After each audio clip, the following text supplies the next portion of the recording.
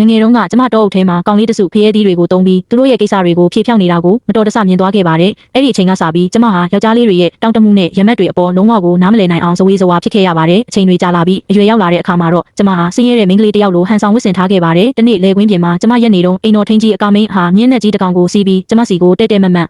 ရောက်လာခဲ့ပါတယ်။သူကဆင်းရဲသားလိုဝတ်ထားတဲ့ကျမကိုတေချာအကဲခတ်ပြီးနောက်ပြုံးစီစီနဲ့ရာသီဥတုကစိုးနေတော့မင်းကိုမြင်းနဲ့ပြန်လိုက်ပို့ပေးပါရစေ။ဒါဆိုဘီလာကလူတွေလည်းမင်းကိုမြင်မှာမဟုတ်ဘူးဆိုပြီးကြည်စဲတဲ့လေတံနဲ့ပြောလာပါတယ်။ကျမလည်းဇဝေဇဝါနဲ့ပဲမြင်းပေါ်တက်လိုက်ပေမဲ့ချက်ချင်းဆိုသလိုပဲတခုခုမားနေပြီဆိုတာကိုရိပ်မိလိုက်ပါတယ်။ဘာလို့လဲဆိုတော့ကာမင်းကကျမကိုသူ့ရှေ့မှာထိုင်ခိုင်းပြီးနောက်ကနေတင်းတင်းကြပ်ကြပ်ပူးကတ်ထားလို့ပါပဲ။ဒါတင်မကသေးပဲမြင်းကိုခြုံပုတ်တွေကြားတဲ့တမင်တကာကြမ်းကြမ်းနန်းမောင်းနေတဲ့အတွက်ကျမအနေငယ်ဝေးနေဖို့ရုံထွက်ဖို့စူးစမ်းပေမဲ့လည်းသူကအတင်းကျပ်ပဲဖတ်ထားခဲ့ပါတယ်။သူဟာမြင်းကိုတမင်တကာသူ့ရဲ့ကိုယ်ပိုင်အိမ်လေးစီကိုဥတီမောင်းနေသွားပြီးကျမကိုသူ့နေရာပြတဲ့ရင်အချိန်ဆွဲနေခဲ့ပါသေးတယ်။နောက်ဆုံးကျမတို့မြင်းပေါ်ကဆင်းလိုက်တဲ့အခါမှာတော့ကာမင်းကမျက်လွှာချပြီးအနေရခတ်နေတဲ့ကျမကိုစိုက်ကြည့်ရင်မိမတယောက်ရဲ့ချွေးနှံ့ကပန်းရင်းနှံ့လိုမွေးတယ်ဆိုတာအရင်ကမယုံခဲ့ပေမဲ့မင်းရဲ့ရနံ့ကတော့တကယ်ကိုအဲ့ဒီအတိုင်းပဲလို့အောင်နိုင်သူတယောက်ရဲ့ပြုံးမျိုးနဲ့အတိတ်ပဲပါပြောလိုက်ပါတယ်။တကယ်တော့အိမ်တော်ထင်းကြီးကာမင်းဟာကျမရဲ့လှုပ်ဝက်ချက်ကိုသိရှိသွားခဲ့တာဖြစ်ပြီးအဲ့ဒီလှုပ်ဝက်ချက်ကိုသူဆက်ထိန်သိမ်းထားပေးစေခြင်းရင်သူ့ကိုတခုခုပြန်ပေးဆက်ရမယ်ဆိုတာကိုတွေ့ဝိုက်ပြီးချင်းချောက်လိုက်တာပဲဖြစ်ပါတယ်